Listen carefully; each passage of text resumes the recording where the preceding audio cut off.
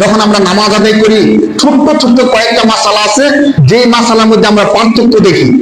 দেখেন আপনারা খেয়াল করছেন কিনা, যখন আমরা নামাজ পড়ি, নামাজের মধ্যে ইমাম সাহেব যখন বলে গায়রিল মাগদুবি আলাইহিম ওয়ালাদ-দাল্লিন, তখন আমরা কি বলি? আমিন। কেউ একটু জোরে বলে, কেউ একটু আস্তে বলে। এর মধ্যে আমরা একটু পার্থক্য দেখি, কেউ জোরে কেউ আস্তে।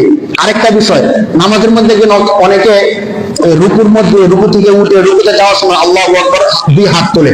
এটা আরবি পরিভাষায় রফউল ইয়াদাইন বলে, রফউ ইয়াদাইন। দুইটা বিষয়। 3 নাম্বার বিষয় হলো, যখন আমরা নামাজে দাঁড়াই তখন হাত বাঁধা।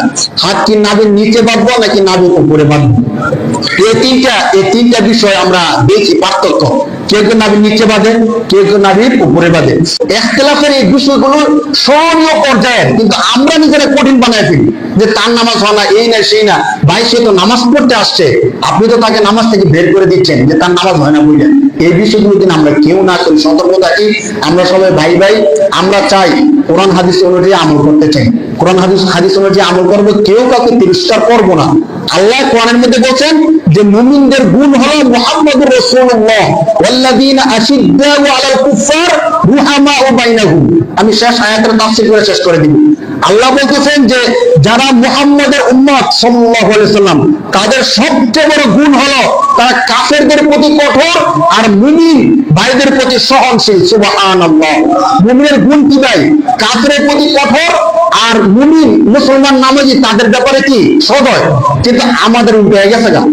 এখন আমাদের মধ্যে মানুষ বিভাজন, ইহুদিরা এখন সরাই দিয়েছে, তার নাম আহলে হাদিস আর তার নাম আহলে সুন্নাহ, তার নাম ওয়াহাবি, তার নাম সুন্নি। এখন এমন হয়ে গেছে যে আমি কাফেরকে ভালোবাসি, আমার পাশে যে হিন্দু দোকানদার তাকে আমি বন্ধু বানাইছি, আমার বন্ধু, কিন্তু আমার পাশে দাঁড়ায় যে নামাজ পড়ে সে রফিয়াদের কমে, এজন্য তারা দেখতে পারিনি, অথচ সে মুমিন। আল্লাহ বলছে মুমিনের ব্যাপারে হবে সদয় আর কাফেরের ব্যাপারে হবে কঠোর। আমরা হয়ে গেছি কি যে মুমিন ভাইকে ঘৃণা করি, যারা নামাজি, নামাজ পড়তে আসে তাকে আমি ঘৃণা করতেছি।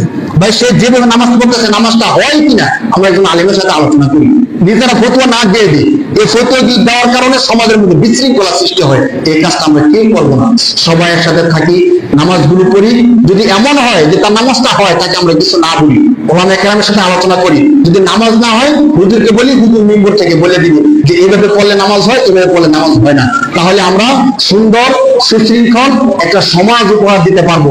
মুসলমানের মধ্যে যে একটা সহমর্মিতা, ভ্রাতৃত্ব, ইন্নামাল মুমিনুনা ইখওয়াতুন, মুমিনরা ভাই ভাই, এই জিনিসটা বজায় রাখতে পারবো। ছোটখাটো বিষয় নিয়ে আমরা কেউ ইখতিলাফ করবো না, আমাদের মধ্যে দ্বন্দ্ব সৃষ্টি করবো না। সুন্দরভাবে নামাজগুলো পড়তে পারি। আল্লাহ তৌফিক দান করুন। সবাই বলি আল্লাহুম্মা আমিন।